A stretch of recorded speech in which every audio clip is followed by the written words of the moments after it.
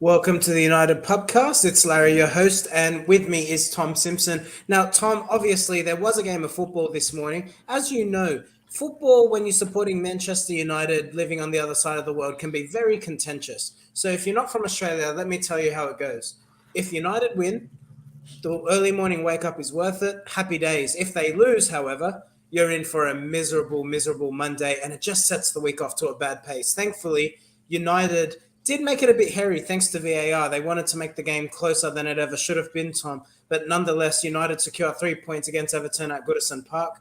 Take me through it. How are you feeling after the 3 points this morning? I'd just say that the alarm is worth it. It was a 5 a.m. kickoff for us here in Sydney, and the 3 points is all that matters. Yes, we'll be having a very different discussion if Jordan Pickford came up with a header in that 95th minute. That did cause me a little bit of concern, obviously my dislike for Jordan Pickford, but ultimately I thought United will get into the performance.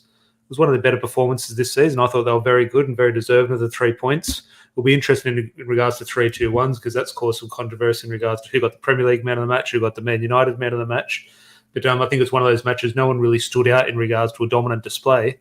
But across the board, while it was hairy at the end, you say, in regards to them swinging in corners, I thought it was quite comfortable. And to go away to Everton and win quite comfortably after going behind, good way to start my Monday, mate. Good way.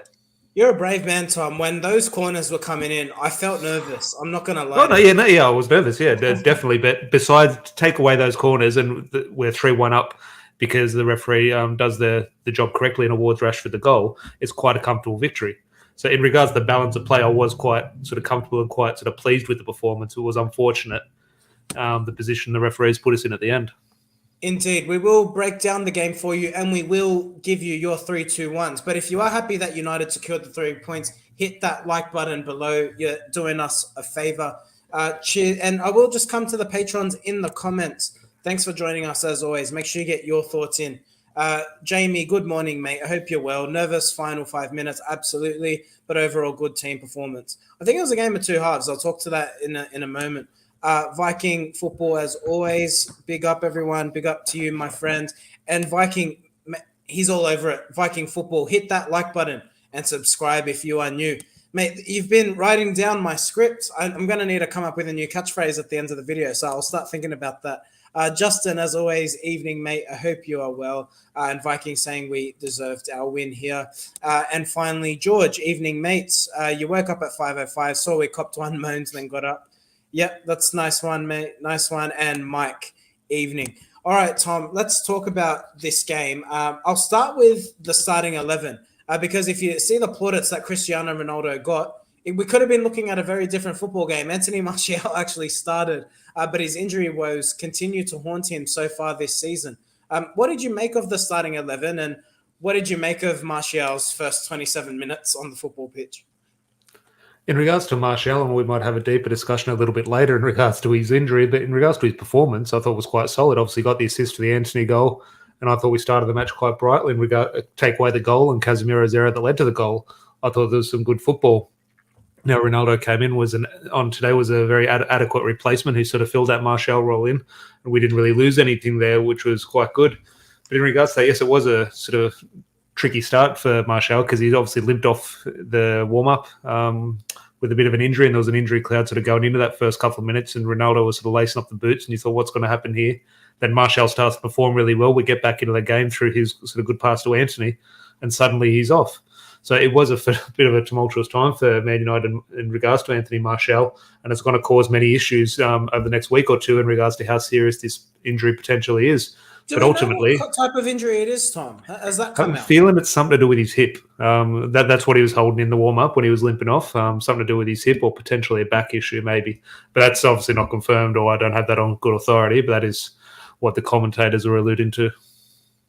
Okay, well, let's hope it's not too bad. I mean, the fact he was back on the bench in the second half, I'm gonna hope it's precautionary rather than cause for concern. But let's go from one player who's been in and out of the side to another player for different reasons. Casemiro, he gets his first Premier League start since joining Manchester United. And while he had a very positive impact, I thought he had a bit of a mixed game. Let's firstly focus on the positives. What did you think he brought to the side? And obviously he sets up a wonderful transitional play in setting up Ronaldo to be in on goal. Interesting one, Casemiro, and it'll be fascinating. The 3-2-1s. We've had plenty of debates earlier today with a few mates in regards to thinking, oh, he wasn't that good, but then ultimately got man of the match. So it will be interesting in regards to what he brought to the team. I think just equality. Now, yes, there were mistakes in there. He lost the ball quite a bit. Some of his touches were heavy. But defensively, I thought he was sort of very, very solid in terms of getting a toe in and sort of getting stuck in. I thought positionally he dealt with sort of screening that back to in regards to Lindelof and Martinez quite Different well. level, isn't it? Compared to McTominay, like now that you see him on the pitch, you can see. But the main difference in regards to McTominay for me, and look, no bigger fan of Scott McTominay than me. Obviously, everyone knows that. Like, I'd love to see potentially a pairing with them both when we start to rotate the squad throughout the rest of the season. But in regards to the main difference in regards to quality, I saw Casemiro bring over McTominay, and it's why I potentially shout him as I do agree with potentially a man on that match. I'm not saying I'm giving him my 3 points, but in regards to just little one-touch play. So it might not look like Casemiro did anything. Might look like Bruno Fernandes and Christian Eriksen were sort of creating and going forward. But it was off the back of a 5-meter one-touch pass of Casemiro. Just a little pass, but it's something one-touch I don't see Scott McTominay doing.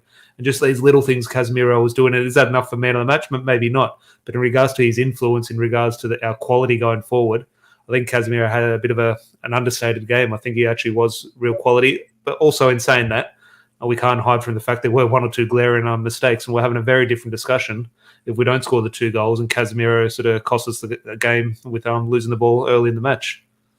Indeed. On your point on Casemiro, where I will give credit, was it the first half? I think it was the second half. Bruno played the ball to Casemiro, and he almost Bruno-esque, he hits the cross first time, and I think it was Ronaldo on the back post. I don't know if you recall that passage of play. Nothing obviously came from it. But the difference here being we've now got a creative outlet who sits in the 6, one that sits in the 8, and one that sits in the 10. And I think if you can get more players in midfield who can be creative, that obviously gives you more. I think that's the idea.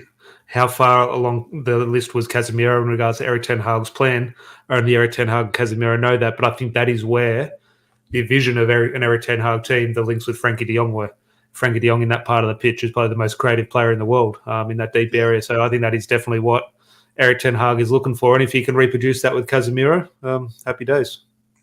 For sure. Let's talk about Cristiano Ronaldo. He obviously benefits from Martial's injury. He comes on and really positive display. Obviously, we spoke about his performance midweek where he probably should have had a hat-trick. But nonetheless, he managed to get a goal. Casemiro sets him up. Now, I know I saw your tweet, Tom. You spoke about Ronaldo who's lost his legs. Look, I know you're saying he hasn't lost his legs, and it's funny that the comments are all gone. What I will say on that is, I think if it was any other central defender other than Connor Cody, I think someone pushes him a little bit wide. But nonetheless, full credit to CR7. He takes his goal very well on his weaker foot across goal. It's not an easy finish, but CR7 reminds us there's still some life in the old legs. First of all, on the finish, underrated finish. Like, yes, it just looks like a normal goal, but ultimately to hit it with your, I say weaker foot, but Ronaldo's obviously right-footed, to hit on your weaker foot in a passing fashion, so he doesn't hit it with the lasers, hits it with the inside of his foot to the near post with that power.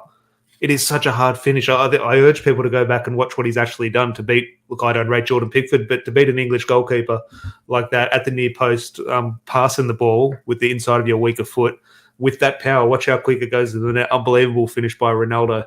And you just talk about, remember we had that striker debate the other week. We had Rashford, Martial, and Ronaldo, and he sort of weighs up the pros and cons. And I was along the lines of thinking, now, yes, I agreed with all the thoughts and your thoughts, and a lot of people love chat saying Anthony Martial is our main number 9, and I agreed with the idea of that. But I ultimately sort of fell on the side of the fence saying, ultimately, I think Ronaldo should be our number 1 striker because, and this is not a criticism or not bashing on Anthony Martial, I do like him, we can't rely on him. Yes, he's brilliant when he's on the field and he's playing. He's been brilliant under Eric Ten Hag, but he's been brilliant for 20 minutes. You cannot rely on that. So that is where I do think we just, instead of waiting for Anthony Martial to be injured in 2 weeks' time, you might as well give those 2 weeks of game time to Cristiano Ronaldo to get him fresh. Because look, forget goal scoring, that is obviously a part of Ronaldo's game. In regards to his performances, they're getting better. Okay, and that's not to say they're brilliant or they're woeful. It's just there is a progression. His performances, he's starting to look a little bit sharper. He's getting in front of goal. He's getting on the end of chances. Hopefully these chances start being created now. That is where I think, or where I fell on the side of the argument. He should be our striker at the moment, simply down to, you just, unfortunately, I hate it, but you can't rely on Anthony Martial to stay fit. Yeah, it's absolutely very valid point. I mean, factual. Martial comes off injured again, and he needs to find a way to address that if he does want to be starting for Manchester United. But nonetheless, he does put in a very positive performance.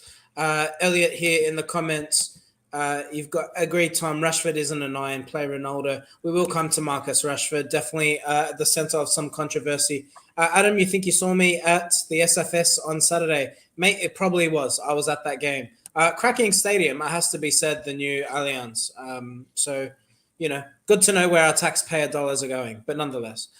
Tom, I would also want to bring it, before we go into 3-2-1s. Was there any performer or anyone that you want to give a bit of credit to in terms of the performance? I know we've obviously touched on. Look, I assume Rashford will come up in the 3-2-1 conversation. But is there any player that impressed you over this game that perhaps we haven't given some credit to? Probably three players. The first one, again, I always call for him to potentially be rested. Okay, this is the time to give him a bit of a rest. But he always just impresses. Christian Eriksen. Just going along and just adding quality in midfield. He's not man of the match or anything, but he's just quality. Every time he gets the ball, 9 times out of 10 is the right decision. So Christian Eriksen, again, in the type of game where I called in this game for McTominay to play over Eriksen in regards to potential, a little bit of sort of potential danger in transition. But Eriksen, both sides of the game, worked quite well, so fair play to him. I think something I saw a little bit different, this not to say he's the answer or everything is solved. Saw a little bit of a different bow to David De Gea's game. I saw him a little bit higher off his line and somebody coming out and collecting 1 or 2 crosses. Cleans up. Very impressed. and sweeping as well outside the back four, came and cleared a few balls. And that's not to say he's perfect at that or he's solved all his issues in his game, but that is a positive to see. You want to see players sort of listening to the coaches and trying to develop. So fair play to De Gea. And look, this name might come up in 3-2-1s, but potentially the man of the match for me was Luke Shaw. And we both called for him to start, and that wasn't a drop-in of Terrell Malacia. I think it was just time for Luke Shaw to come in. And we had this potential sort of positive with Luke Shaw when Alex Telles came in. Now that he's got a potential sort of threat to his position, fingers crossed, this is a case of Luke Shaw sort of kicking into gear and getting his act together, because I thought Luke Shaw, when the 3-2-1s, he was sort of that dominant display to earn the 3 points. I'm not sure. Potentially he is. But in regards to an individual performance, I think you're hard stretched to find someone who played better than him. You know what I absolutely hate? I hate saying the word Shaw when we're talking about Luke Shaw. It really throws me off. Well, every sentence sort of finishes with, like, I'm not sure about that. Yeah, it's a shocking one. I'm not sure about Luke Shaw. Man, the Australian accent, it's an absolute blessing and a curse. But let's talk about 3-2-1s, Tom. You did touch on Luke Shaw potentially being man of the match, but maybe not quite having the impact on the game that you would like to give him the 3 points. If we are talking about 3-2-1s, I could make a case for 2 players. My instinct is to say Cristiano Ronaldo, and I say that because I think he had every reason not to play well. He's come on, he scores the goal crucially that gets us ahead. And very hard coming on in the first half. Goal. Very hard coming on as a sub in the first half. I don't think a lot of people understand the difficulties in that. Of course. Very hard. You're not ready to go. You haven't had that warm at half time. You haven't had a proper sort of 10 minutes jog up and down the sideline. Very difficult. So to come on and hit the ground running, look, he's all professional. He can do that, but it's something he hasn't really done throughout his career. Decisive goal too. I mean, it ultimately wins us the game wrongfully, but it's the decisive goal that secures the 3 points. I wouldn't disagree in regards to the argument. I thought he was good. And I think it was what I said at the start of the show in regards to, I thought it was a very good performance, potentially one of our best this season, but there is that no standout performance. So I'd love to get people's thoughts in the live chat, because I've had a discussion with a few. The name I would be throwing, I would be sort of agreeing. I don't know if it was the Premier League man of the match or the Man United man of the match, but it went to Casemiro, and I'm fully accepting and understanding of 1 or 2 mistakes, definitely. But in regards to the way we sort of played the game on the front foot, I think a lot of it, not all of it was down to, but a lot of it was down to just 1 or 2 things Casemiro did on the ball in regards to getting the ball to Bruno Fernandes and Eriksen. I thought so there was a bit of a chemistry there. And again, that might not be worthy of 3 points, but I really do think Casemiro had a positive impact in the way we played forward. But there's no hiding from the fact there were 1 or 2 concerns with him. But I would be leaning towards potentially either Luke Shaw or Casemiro.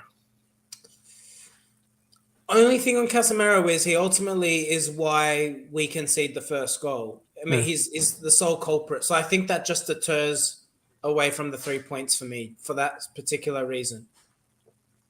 Yeah, no, look, I wouldn't disagree there. Look, would you agree with potentially Luke Shaw, or do you think a player we haven't mentioned here? Again, we talk about Ronaldo, 700 goals. Congratulations to him. Antony setting records as well. 3 goals in 3 Premier League games. I thought surely someone else has done that, but no, Anthony's the first in Man United history to do that. So fair play to him. And again, okay, Ronaldo's a big goal in regards to winning the match. Big goal by Anthony, and obviously very well taken. Now I don't think Anthony's probably in with a shout of 3 point or 3-2-1, so potentially He needs 1 to point. be Who more knows? impactful over the 90, doesn't he? I think he's coming up with the goals, but when you look at the overall performance, he's not yet been purely influential in terms of the entire game or patches of the game even. I think he's chipping in with the odd goal. He's keeping possession. He's being tricky. But what I do like about Anthony's performances are kind of going up and up and up with every time he plays, isn't he? He's kind of just treading along quietly. I think it's almost the ideal situation for him in regards to the price tag and everything around him. There was that break after he sort of burst onto the scene against Arsenal. Then there was the break over the passing of the Queen. And ever since then, I just say, trotting along quite nicely. So long may that continue. I'm definitely keen on seeing. Does his style of play, do you think, has he kind of replaced what Greenwood was perhaps offering United? Left-footed, quick, right side. Because when I watch him play, I'm like, he's probably him and Greenwood actually look quite similar. I think he's probably a bit more of a flair player than Mason is. I think he's more of a wide player than Greenwood, but in regards to that threat sort of in the final third, whether it's a goal-scoring threat or a creative threat, there's a threat there. So, long may that continue with Anthony. I think he's done very well. But I see a shout in the comment there saying Shaw for 3, Casemiro for 2, Eriksen for 1. That is probably where I'm leaning, but then I need to include a goal scorer in there, Larry. With I say a goal scorer. I think it'd be criminal not to give Ronaldo points. Decisive goals have to stand for something. But even to be fair, and we're no closer to even getting 3 points here, Larry. But a name I still need to throw in there as well. Marcus Rashford, I thought had a very good game. He did have a good game, and he should have had a goal. Well, yeah, he did in my opinion. So look, my hunch says Luke Shaw for 3 points. Just in regards to, I think he came in, needed to do a job. It's been a tough start to the season for him. He came in, and again, there might have been bigger impacts in regards to goals or Casemiro's performance, but ultimately with the Luke Shaw situation here, I think no one performed better than Luke Shaw, and you can't sort of. So, all right, I think we can agree on Shaw for 3 points. We've got a few shouts for 3. Adam, nice to see you, mate. Shaw for 3 points. Completely agree there. So, Adam, I want to give you a shout out, but I'm having a mind blank on what your YouTube channel's. Tom, help me out. Man Cave United. How could I forget? He's got the best man cave of all. Adam from Man Cave United. If you want some fellow Man United Aussie content, go give Adam an email to follow there. Rob saying Shaw 3, CR7 2, Eriksen 1. I agree with you, Tom. My hunch would be 3 points for Luke Shaw. I think Casemiro deserves some points here, so perhaps 2 for Casemiro. 1 point. I think you could go Ronaldo, Rashford, Eriksen. You can't go wrong. Can we? I think ultimately the reason I would side with Ronaldo there for a point. I'm happy with Shaw 3 points, Casemiro 2. Ultimately, and we sort of only touched on it. Whether it's worth a discussion, I'm not sure. You can do it as host. 700 career goals for his club teams, Cristiano Ronaldo, and obviously a match winner. It's worth a point for me. I saw a stat saying Erling Haaland will need to score 35 goals or 36 goals every season for the next 20 years to catch Ronaldo's record. I'm happy that stat came out because I think we're a lot of us, and look, I personally didn't think of it, but I think a lot of us get stuck in modern times, and it's so easy to forget what's happened before. Yeah. Man, some of the goals, the records that Ronaldo set when he was at Real Madrid were absolutely... The goal today was a very Real Madrid-like goal. You mentioned earlier, about a week ago, in regards to the role of a striker and sort of the superstar back over the last decade, was almost that left wing position, which Ronaldo sort of dominated at the Bernabeu. That very much looked like him scoring at the Bernabeu on the left wing, counter-attack, sort of hard and low across the goalkeeper. And it was a throwback. And I think at the end of the day, a lot of those goals have come in a Manchester United shirt, and we've sort of witnessed history again with Ronaldo. Fair play to him. It was off the back of a tough spell, both in his personal life and professionally. And I'd be happy for the 1 point for Ronaldo, 2 for Casemiro, who did get the assist for the Ronaldo goal. Obviously, a very quick transition, a very nice ball. But ultimately, I do think the best performer individually on the field was Luke Shaw. All right, so there you have it. Luke Shaw for 3. Never thought I'd say that again. Luke Shaw for 3 points, Casemiro for 2, and CR7 gets 1 point, and that rounds up 3-2-1s.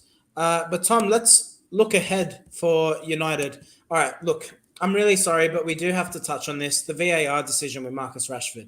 I didn't want to talk about it, but we do have to talk about it. Just the standard of refereeing so far this season for me has been quite poor. And the fact that we saw, I think it was Antonio against West Ham. There was three. I went back and watched the goals from this morning. There was one incident in the Leeds Crystal Palace game that was let go. There was a handball by Gabriel in the box for Arsenal, which, whether it was a penalty or not, it definitely could have been a penalty. His hand was sort of up in this position. It was given no penalty, and obviously the Antonio goal for West Ham was Wade playing, which was identical to the Marcus Rashford thing, pretty much. The only thing I can say, and you can call me deluded, or you could say I have an agenda or I'm paranoid, Larry. My first instinct was the person in the VAR truck said, wouldn't mind a fancy finish at the other end, a bit of a dramatic finish at the other end of the pitch. If I give this goal and make it 3-1, well, the game's over. Here, let's put Man United under a bit of pressure last 5 minutes, see what happens. Is that paranoid? Potentially. That is my first instinct. And as soon as they went to VAR, I said they're going to overturn this, even with the evidence of letting the exact same thing 2 hours earlier happen 3 times around the grounds. Yeah, it was really poor. And just looking at the replay, it's not conclusive for me that it's hit his arm. And even if it has, it's his thigh into his arm. Well, hit his leg first, then thigh, then potentially arm and chest. That's the frustration. His arm's not in an unnatural position. The arm hasn't influenced where the ball has gone. So I can't make sense of it. And do you remember what knocked us out of the FA Cup last year? I know we lost on penalties, but the goal by Middlesbrough. Do you remember that goal? I can't remember it. Oh, he caught the ball. He caught the ball with one hand, put it back on one foot, lobbed it over, and someone else put it in the goal. And I do. Yeah, we ended up losing on penalties. Let's not forget the Lisandro Martinez penalty against Real Sociedad about a month ago now. Look. It's not. I'm not here sort of screaming there's an agenda against Man United, but you do get instincts, and there's this narrative that Man United have always had the favour of referees. I think you go back and look at decisions. Right? You're just not shocked this has happened. Yeah, unfortunately. But look, Marcus, to us, we'll count it as a goal. So when we come to the end of the season, we'll recognise this as would that have been his 6th goal of the season?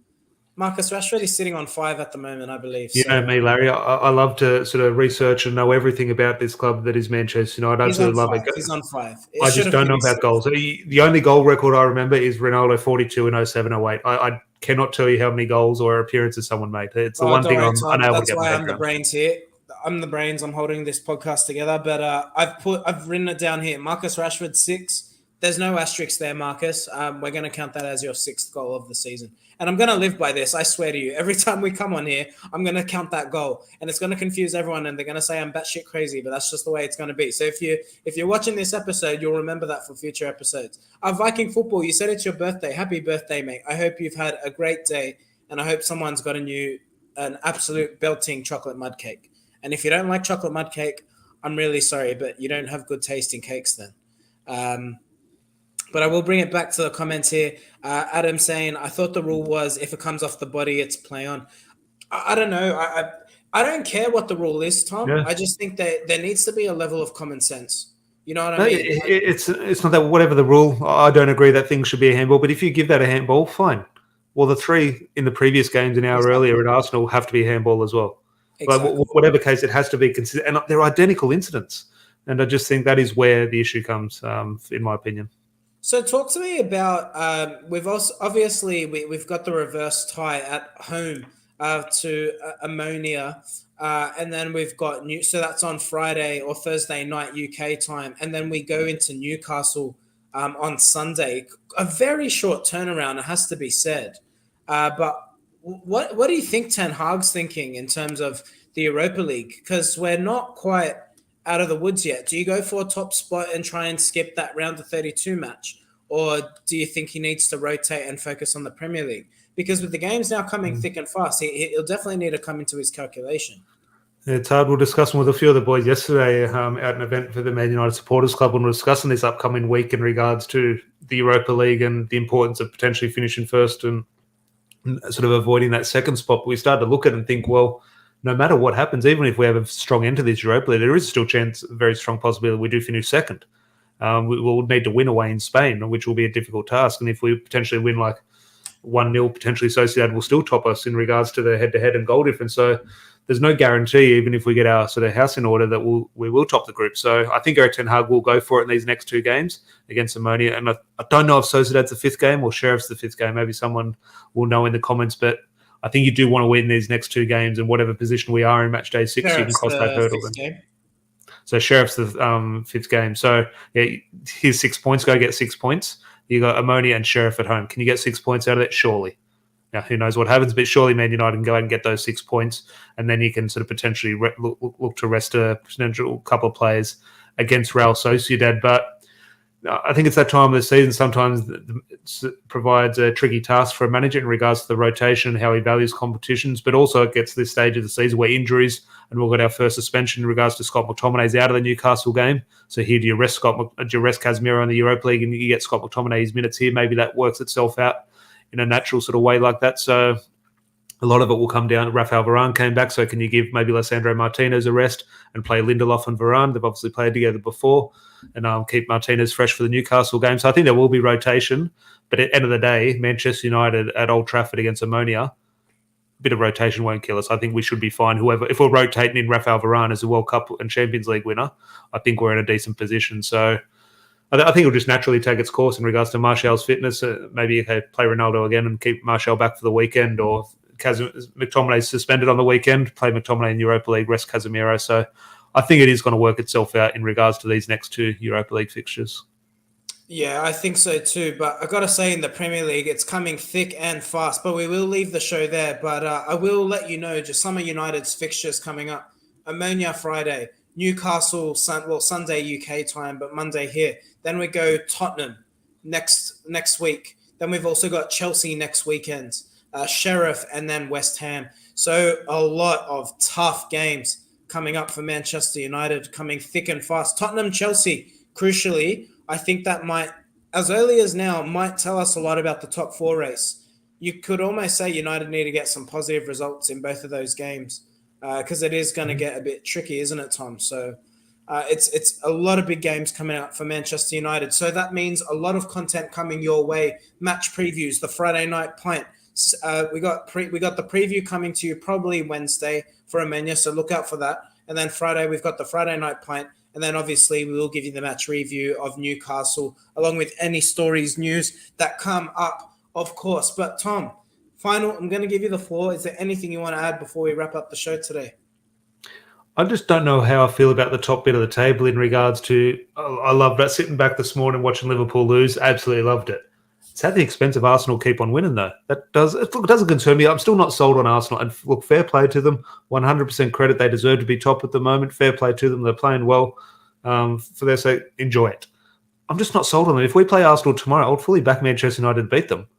Like, it's not something like if Manchester City are top, oh, God, Man City, I'm scared of them. If Arsenal rock up tomorrow, I'm confident. Whether we win or lose, I'm not sure, but I'll be confident against Arsenal. I just don't know how they keep rolling along. But I say that, and I have to say, well, fair play to them for doing so. But I'm not sold on them. But ultimately, I'm very enjoyable in regards to Liverpool's potential demise. On Arsenal, I think Gabriel Jesus is a much better player than I've given him credit for. And I'll put my hands up and say he is a much better number 9 than I ever thought. Because you looked at City last season and they obviously didn't fancy him at 9 because he barely played there. But it's so interesting. He's gone to Arsenal and he's taken to it. He's a 5'10" target man. It's strange. He's almost playing like Wayne Rooney was. I mean, obviously not as good, but similar style in the sense of he looks like a bit like a pit bull. He's tough. He gets in there. He's back to goal. He's getting in behind. He runs good lines. So it's interesting. And I think he's lifted the game of Martinelli and Saka because they obviously lost a lot with Aubameyang and Lacazette last season, and I think that's where they're benefiting.